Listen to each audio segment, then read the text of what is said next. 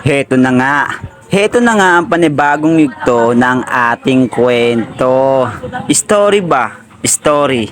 First of all, at una sa lahat, nandito nga po pala ulit tayo kay Quadro J. Dahil nga po magpapagawa nga po ulit tayo ng ating motorsiklo. Quattro J Motorcycle Parts Accessories. Shoutout sa inyo. Sana naman sa susunod hindi lang ngiti ang discount natin. Maka-discount na tayo sa presyo. Price ba? Price. Char. And by the way guys, gusto ko nga po pala ipakilala sa inyo yung tropa natin na mekaniko dito sa Quadro J. Shoutout sa iyo, tropang Benji. Simula ng pagkabata, tropang-tropa na natin yan.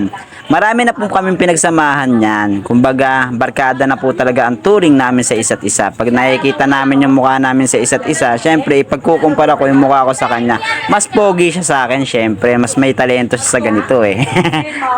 Simula nga nung pagkabata namin, magaling na po talaga yung magkalikot. Yung bike nga niyan dati may sound trip pa, kaya bilib na bilib kami dyan sa pagkakalikot. Ngayon, sasabihin ko na nga po sa inyo kung ano ba ang sadya ko dito. Bibili nga po pala ako dito ng mga pyesa na magagamit namin ulit sa panibago natin aayusin dito sa ating motorsiklo. At syempre, pina-shoutout ko nga muna dyan si Sir. Nandito nga po pala ako sa shop nila simula nung pag-uwi natin hanggang umabot tayo maghapon dito. Kakaantay na maayos ang ating motorsiklo. At ipapakita ko nga po sa inyo ang laman ng aking box. Char. Wala namang box yan. Kumbaga, pinakita ko lang sa inyo kung ano yung klase na aayusin dito sa ating motorsiklo. At syempre, kumuha na rin ako konting clips ng video ko dyan. Syempre, kailangan yun. Need ba? Need. Char. At nandito nga po pala tayo dito kung saan sila nag-aayos ng mga motorsiklong sira. Nandito nga po tayo niyan para magpaayos nga po ulit ng pagmumukha. Ay, char. Medyo inaantok na nga ako niyan kaya nakasalamin ako para hindi mahalata na inaantok na ako. O, di ba? Alright. At heto nga po pala si Benji at yung mga kasama niya na dalawang mekaniko dito na nag-aayos din at busy-busy rin sa unang ginagawa nila. Napapakamot na nga yung isa kasi nga sobrang sakit na yung nararamdaman ng motor na yan. Char. Ang sinasabi nga po pala dyan ni tropang Benji ay yung sira ng kanyang motorsiklo. Kumbaga walang power yung kanyang power. Parang ang gulo, di ba? Char. At habang naghihintay nga po tayo na maayos ang ating motor, eto, bumili muna ako ng side mirror. Meron natin, kakanvas lang tayo muna. Ito sir, okay, ano? Ito lang, wala na pagpipilian. Ganyan lang? Ganyan lang siya. Ordinary lang? Ordinary. Four finger, tingnan natin kung four finger. Four finger siya. Sige, kunin ko na yan, sir. Para hindi tayo maaksidente. Sa Bendix Drive naman, sir, tatanong ko muna si Benji. Hindi ka ano baka mamalupang Importante rin to para sa ano natin. Side mirror. Kaya makita ko yun. Nakita ka rin. Yan. Yan, big shoutout kay sir. Tsaka kay sir. Ayan, big shoutout. Nakaka-discount na naman tayo dito ng ngiti. Panigurado yan. Pag same sila ng ano, boss. Pag same sila ng SIP 125 yung Bendix. nasa mga ano lang yung boss, 480. 480. Oo, pag same sila ng tawag nito? Ng DY100. Okay, tanong ko muna si paring Benji. Yung At sa puntong ito, tapos na nga siya dun sa isang motorsiklo. Kaya yung atin naman ang kanyang gagawin. Alright. Ito. Balag pala yun, hindi na ito. Balag. Magkano abutin niyan sa palagay natin Sige, bigyan ko ano. Sige, sige. Saka na yung presyo para paiyakin kita.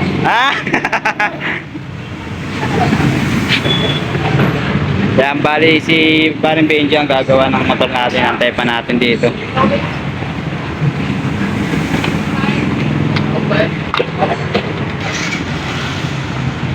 Testing niya muna ibang baterya para malaman nga natin kung ano pa talaga ang problema. Yan, bali sinalpakan niya ng bagong baterya para i-test lang, i-test. Sa kanilang baterya yan, di pa tayo nabili.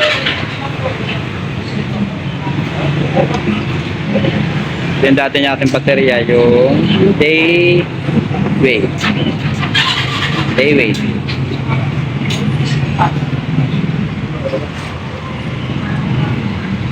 Sana mapaayos na natin ito lahat. Kaunti-unti lang dahil hindi natin kakayanin pagkasabay-sabay. Budget natin hindi kakayanin. Kakapusin tayo sa budget.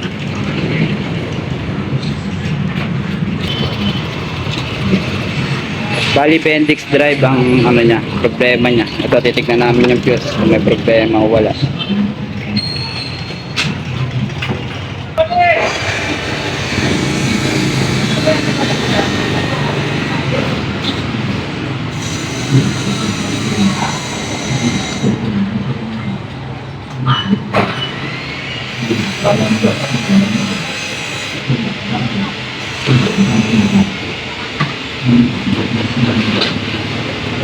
Oy, musok.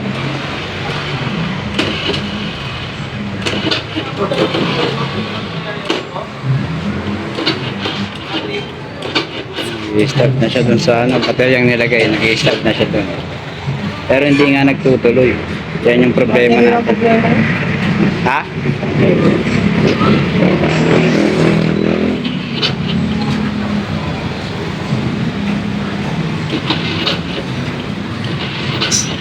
Okay, kung battery, pipili. Ano natin yung baterya? Pero bakit hindi nagtutuloy? Pag may bago ng baterya, ha?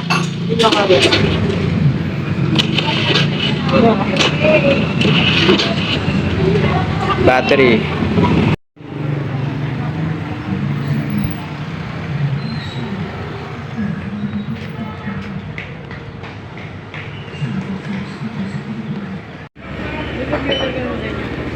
Hindi, cellphone lang gamit ko. Oo, CapCut lang. Wi-Fi meron sa bahay. Wi-Fi. Doon kasi ako nag-edit sa bahay. Kukuha lang ako ng clips sa bahay ko gagawin. Minsan nababakante kapag marami akong clips.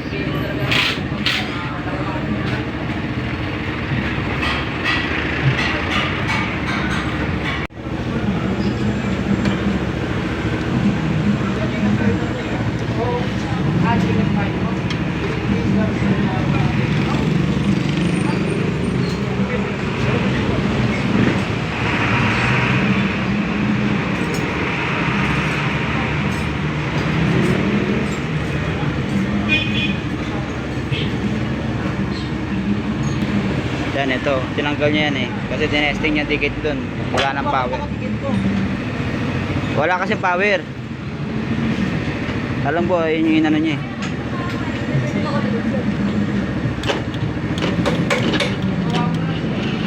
Yung mga wiring niyan, wala nang spark dito yung habang tinatadyakan namin.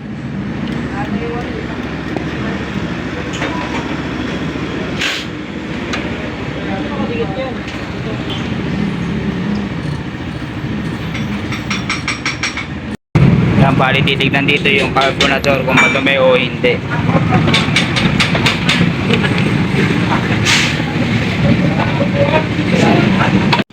Yan, ito po yung carburetor niya. Bali, linisan nga po. Goods na? Oo, goods na.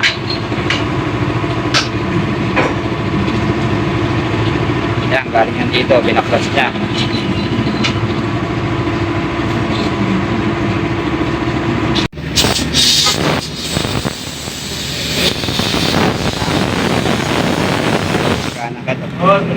Ay, sige po.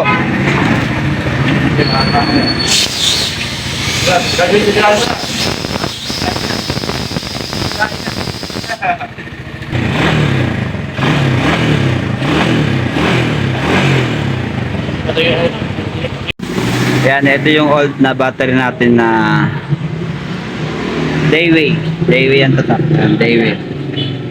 Papalitan nga po natin dahil hindi na nga daw po nagkakarga, bumababa na. Ngayon, papalitan na natin na ng Motorlight MF5LB. Magkano yan, sir? 830. 830 yun? Testing natin na ito, man. Okay, sir. Bumababa na. Bumababa daw, sir. Pag na-start. Opo.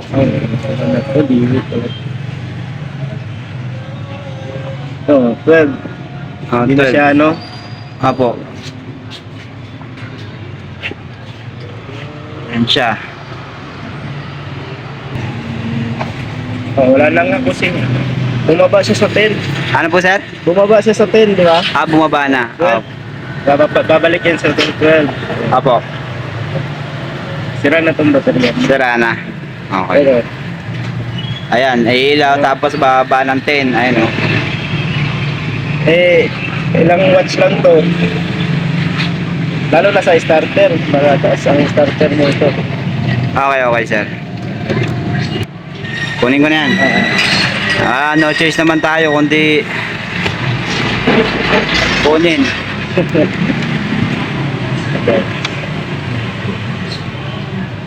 Okay. Yan o, nasa 13. Ang lakas. Okay. Still. Ano yan, sir? Ano yan? 113. Nasa 13 Ah, po. 13. 13 siya. Full charge bago. Yan o. Ayan. Hindi siya bumababa. Hindi siya bumababa kapag ka nailaw. Hindi tulad ka ganina, bumababa siya ng 10 pag kinakargan, pinapailawan. Gets nyo na ha? Kaya bibili talaga tayo panibago. Para lang sa ating panibagong motorsiklo. Magkano? 830. Okay. Discount ulit, sir. Ngitian na naman tayo ni sir. Yan ang discount natin kay sir. Yan, bali bagong baterya na ang binili natin. Yung Daywave, binalitan natin ng Motorline. Sa halagang 830 pesos. Dito sa 4G, syempre. Ayun, gumana na yung start niya sa baterya nga. Baterya talaga, baterya. Kasi chinek nga yung carbonador, okay naman. Ayan na, gumana na siya. One click na. Tinatawanan lang ako.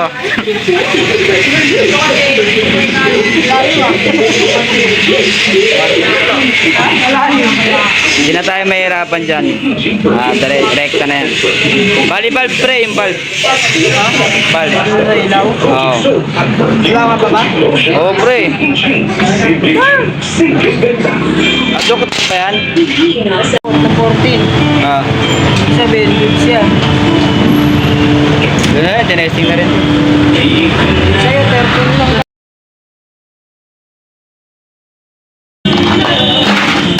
Oy, nagwawala. At yun na nga, eto na nga, nagkabagsakan na nga at parehas pa kami nagsalita na nagwawala. O tsa, eto hawak-hawak ko nga yung upuan para hindi na nga po tuluyang malaglag.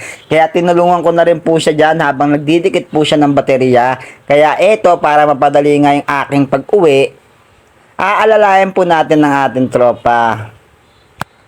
At sa puntong ito, ang aayusin naman niya yung LED light po natin na signal light dun sa right side natin. Kasi wala na nga daw pong power dun sa may wiring niya dun sa likod. Kaya gagawan niya ng paraan dito sa harapan para magkaroon niya at connecta dun yung wiring na magkakaroon ng power dun sa signal light natin para umilaw na rin at iwas aksidente na rin yan.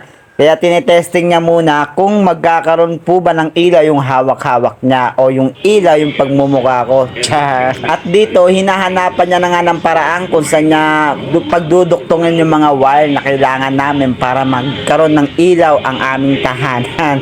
At dito nga siya kukuha dito sa ilalim, yung wiring sa ilalim kasi may nakakita siya ng power na pwede naming pagkonektahan ng ilaw.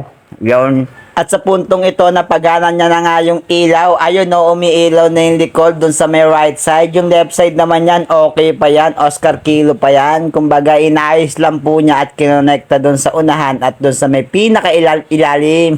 Dahil tapos na nga tayo sa problema natin sa ilaw, ang busina naman ang kanyang pagaganahin. At ito, gagawa na naman po niya ng paraan kung paano nga pagaganahin ang busina natin. Isa pa nga pala. Isa pa. Oh, yan, may busina na tayo ha. Gumagana na. Ano yung sira ito? Ayan, relay daw sila. Gumagana na lahat. Okay na lahat. Ayan, 2 metrong wire na makapal tsaka electric tape. Para dun sa busina at ilaw natin yan.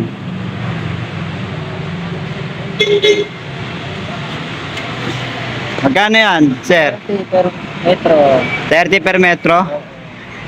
Yun, 30 per metro. Eh, di 60 na naman. Another 60 na naman tayo. Kung kanina, 830. Ngayon, another 60. Wala pa electrical tape dun, ha?